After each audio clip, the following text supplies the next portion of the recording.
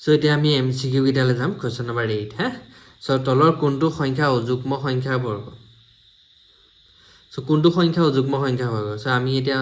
চাৰিটা অপচন আছে চাৰিটাৰ পৰা এটা সিলেক্ট কৰিব লাগে সো অযুগ্ম সংখ্যা মানে যিবিলাক সংখ্যা 2 এ ডিভাইড নেযায় 2 এ হৰণ নেযায় হয়নে 2 ৰে বিভাজ্য নহয় এতিয়া কোনবোৰ সংখ্যা 2 ৰে বিভাজ্য নহয় সো যিবিলাকৰ শেষৰ অংকটো 2 ৰে ডিভাইড নেযায় সেই সংখ্যাটো 2 ৰে ডিভাইড নেযায় লাষ্টত কি আছে 6 সো 6 ক 2 এ যায় মানে গোটেটো 2 এ ডিভাইড যাব এটোটো নহয় আমাক অযুগ্মটো লাগে যেটো 2 এ ডিভাইড নহয় এটো লাগে হয়নে ইয়াত 169 সো লাষ্টত কি আছে শেষত 9 আছে সো 9 ক 2 এ ডিভাইড হয় জানো নহয় নহয় গতিকে এনসাৰটো কি হ'ব 169 বাকি কিটা নহয় তুমি চাবা 5 4 6 এটো 2 এ ডিভাইড যায় 6 আছে 2 3 যা 6 এটো 4 আছে 2 2 যা 4 গতিকে কোনটো সংখ্যা অযুগ্ম সংখ্যাৰ বৰ্গ সো এনসাৰটো 169 কাৰ বৰ্গ 13 13 13 যা 169 हैना সো ভেৰি ইজি সকল লাষ্টৰ অংকটো চাবা যেটো 2 এ হৰণ যায় হেটো এনসাৰ অযুগ্মহে লাগে হয় নাই অযুগ্ম মানে সংখ্যাটো 2 এ হৰণ যাব না লাগিব ঠিক আছে তে কোৱেশ্চন নম্বৰ বি 8 অৰ বি হা তলৰ কোনটোৰ এককৰ স্থানত 1 থাকিব সো ভেৰি ইজি তাৰ মানে 19 স্কয়াৰ কৰিলে যেটো অংক আহিব হয় না তাৰ শেষত 1 থাকিব না হেটো আমাক কৈছে 34 স্কয়াৰ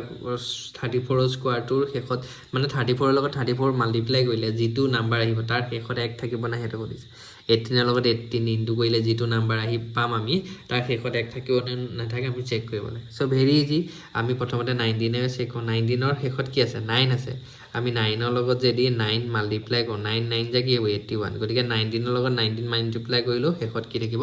1 থাকিব সো অপচনটো কি 1 হয় না বাকি কিটা চাচোন 34 শেষত কি আছে 4 4 4 যা 16 গতিকে শেষত সদায় 6 আহিব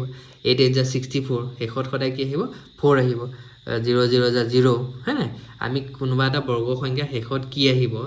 যদি আমি হেতু কৰিবলৈ হলে কি কৰিব লাগিব আমি যেটুক বৰ্গ কৰিব দিয়ে সো তাৰ শেষত থকা অংকটো যেনেকৈ 19 ক বৰ্গ কৰিব দিছে নহয় 19 ৰ শেষত 9 আছে আমি 9 ক 9 ৰ লগত মাল্টিপ্লাই কৰিব লাগিব সো 9 ক 9 ৰ লগত কৰিলে 81 মানে 19 ৰ লগত 91 যদিও মাল্টিপ্লাই কৰো লাষ্টত কি আহিব 1 আহিব হয়না অপচন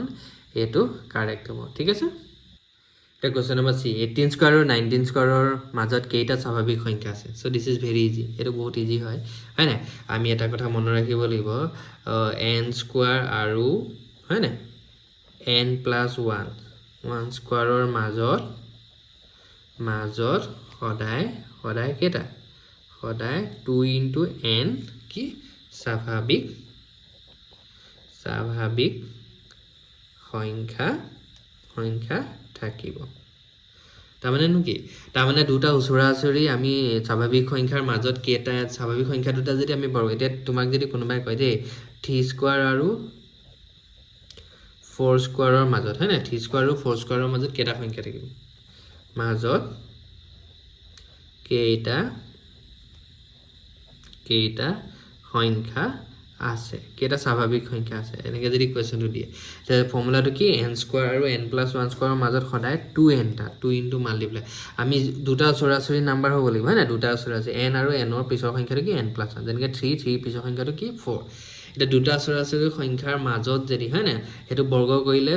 কৰিলে হিহত দুটা হে বৰ্গ সংখ্যা দুটাৰ মাজত কিমানটা স্বাভাৱিক সংখ্যা থাকিব হেতু উলিয়াবলৈ হলে আমি কি কৰিব লাগিব ফৰ্মুলাটো মতে আমি সৰু নাম্বাৰটো লম সৰু নম্বৰটো কি 3 আৰু 4 ৰ মাজৰ সৰু নম্বৰটো কি 3 সো 3 ক লৈ 2 এ মাল্টিপ্লাই কৰি দিম বিকজ যেটো n স্কয়াৰ আৰু n + 1 সো দুটাৰ ভিতৰত n টো সৰু হয় সো আমি কেটা সংখ্যা থাকিব n ৰ লগত কি মাল্টিপ্লাই কৰিছে 2 মানে 2n টা সংখ্যা থাকিব যেনেকৈ 3 স্কয়াৰ আৰু 4 স্কয়াৰৰ মাজত সো 3 আৰু 4 ৰ ভিতৰত সৰুটো কি 3 তো কেটা সংখ্যা থাকিব 2 * 3 মানে 6টা নাম্বাৰ থাকিব কেটা থাকিব 6টা কেটা থাকিব 6টা সো ঠিক তেনেদৰে 18 স্কয়াৰ আৰু 19 স্কয়াৰ হয়নে ইয়া দুটাৰ মাজত কেটা স্বাভাৱিক সংখ্যা থাকিব বুলি ক'লে 18 আৰু 19 ৰ ভিতৰত সৰুটো কি যেটো সৰু হয় হয়নে যেটো সৰু হয় তাৰ লগত 2 মাল্টিপ্লাই কৰি দিলে এনসাৰটো আহি যাব সো 18 ৰ লগত কি কৰিব লাগিব 18 ৰ লগত 2 মাল্টিপ্লাই কৰিলে 18 2 যা কি হ'ব 36 তাৰ মানে 18 স্কয়াৰ আৰু 19 স্কয়াৰৰ মাজত কিমানটা স্বাভাৱিক সংখ্যা আছে বুলি ক'লে 36 কেনেকৈ পালো যেটো সৰু সংখ্যা হয় না হে সৰু সংখ্যাটোৰ লগত 2 মাল্টিপ্লাই কৰিলে এনসাৰটো আহি যাব সদায় দুটা উচৰাচৰি বৰ্গ সংখ্যাৰ মাজত কিমান সংখ্যা যদি উলিয়াব দিয়ে হয় না যেটো সৰু সংখ্যা তাৰ লগত 2 মাল্টিপ্লাই কৰি দিবা কব আহিলে এই ফৰ্মুলাটোৰ পৰা আহিলে ঠিক আছে এটা কোৱেশ্চন নম্বৰ ডি হয় না তলৰ কোনটো বৰ্গ সংখ্যা নহয় 441 হ'ব নে 572 হ'ব নে 576 হ'ব নে 729 সো মই এটা ক্লাছ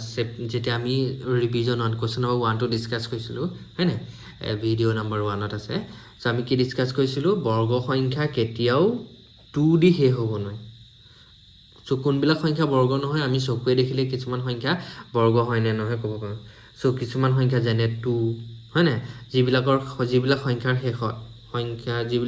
শেষত 2 বা তাৰপিছত কি আছিল 2 বা 7 বা কি 8 এই সংখ্যা গিটা থাকে বা 0 কেনেকৈ থাকে তিনটা 0 থাকিব ক'বাত এটা 0 থাকিব হয় না ক'বাত পাঁচটা 0 থাকিব সো 0 বিলাক যদি অযুগ্ম সংখ্যা ঘৰত থাকে হয় না এই সংখ্যাবিলাক বৰ্গ সংখ্যা নহয় এতিয়া 441 লাষ্টত 1 আছে 1 থাকিলে বৰ্গ হয় হয় না তাৰ পিছত 572 ইয়াৰ শেষত কি আছে 2 আছে সো এটো বৰ্গ সংখ্যা নহয় ইয়াত 6 আছে 6 থাকিলেও হয় 9 থাকিলেও হয় হয় না 2 থাকিলে নহয় যদি কোনোবা এটা সংখ্যা তোমাক যদি কয় এটো বৰ্গ সংখ্যা হয় নে নহয় তোমাক প্ৰথমতে মৌলিক উৎপাদক বিশ্লেষণ কৰাৰ আগতে তুমি শেষৰ অংকটো চাবা শেষৰ অংকটো যদি 2 হয় না বা কি হ'ব 7 বা কি 8 আৰু 3 বা কি 3 থাকিলেও নহয় ঠিক আছে 2 থাকিলে নহয় 3 থাকিলে নহয় হয় না তাৰপিছত কি থাকিলে নহয় 7 থাকিলে নহয় আৰু কি থাকিলে নহয় 8 থাকিলে নহয় আৰু 0 বিলাক অযুগ্ম ঘৰত থাকিলে যেনেকৈ এতিয়া তোমাক কোনবাই সুধিলে 20 টো এটা কি হয় না বৰ্গ সংখ্যা হয় না তুমি ডাইৰেক্ট কইবা 20 পিছত কি আছে আমি একো উলিয়াব নালাগে মৌলিক সংখ্যা উৎপাদক বিলাক উলিয়াব নালাগে শেষত কি আছে 0 আছে সো এটা 0 আছে এটা 0 থাকিলে নহয় ঠিক আছে সো সদায় মনত ৰাখিবা যিবিলাক সংখ্যাৰ শেষত 2 বা 3 বা 7 বা 8 হ্যাঁ বা 0 বিলাক অযুগ্ম ঘৰত থাকে তেতিয়া আমি কি কৰিম ডাইৰেক্টলি আমি ক'ব পাৰিম বৰ্গ সংখ্যা নহয় সো এটো লাষ্টত 572 লাখ শেষত 2 আছে হেতু কাৰণে বৰ্গ সংখ্যা নহয় ঠিক আছে এটা কোৱেশ্চন নম্বৰ 8e যদি 2025 ৰ বৰ্গমূল 45 হয় হয় না তেন্তে 20.25 ৰ বৰ্গমূলটো কি হ'ব সো এটো ভেৰি ইজি 2025 45 সো এতিয়া ইফালে চাচোন চাৰিটা অংক আছে হয় না চাৰিটা মাজত পইণ্ট দি দিলে তাৰমানে এনসাৰটো মাজতো কি হৈ যাব পইণ্ট হৈ যাব সো আমি গম পালো এনসাৰটো 4.5 ইয়াত চাৰিটা অংক আছে হয় না চাৰিটা মাজত পইণ্ট দি দিলে ইয়াত চাৰিটা আছিলে চাৰিটা মাজত পইণ্ট দি দিলে সো যেটো এনসাৰ আছে তাৰ মাজতো পইণ্ট হৈ যাব হয় না কিন্তু এটো ভাল মেথড নহয় যদি আমি কৰি চাব বিচাৰো কেনেকৈ কৰিম এতিয়া প্ৰথমতে আমি 20.25 টো লিখিম এটো আমি ভগ্নাংশ ফৰ্মত লিখিম কেনেকৈ লিখিম 20 এই পইণ্টৰ কাৰণে তলত 1 হ'ব পইণ্টৰ পিছত দুটা সংখ্যা আছে দুটা শূন্য হ'ব আমি যদি বৰ্গমূলটো ভাঙি দিওঁ বৰ্গমূল চিনটো যদি ভাঙি দিওঁ তেতিয়া কি পাম আমি ওপৰত পাম বৰ্গমূল 2025 ৰ বৰ্গমূল আৰু তলত লিখিম 100 হয় না এতিয়া আমি জানো 2025 ৰ বৰ্গমূলটো কি হ'ব 45 কিতাপতে দিয়া আছে আমি মৌলিক উৎপাদক বিশ্লেষণ কৰিব নালাগে মানে 45 ৰ লগত 45 পূৰণ কৰিলে 2025 তলত 100 ৰ বৰ্গমূল কি হ'ব আমি জানো 100 মানে 10 এতিয়া 45 ক হয় না 45 ক যদি আমি 10 এ ডিভাইড কৰোঁ 0 কেটা আছে এটা তাৰ মানে 0.9 পিছৰ পৰা 11 পইণ্টটো জপিয়াই দিব তাৰ মানে এনসাৰটো কি হ'ব 4.5 এনসাৰটো কি হ'ব 4.5 ঠিক আছে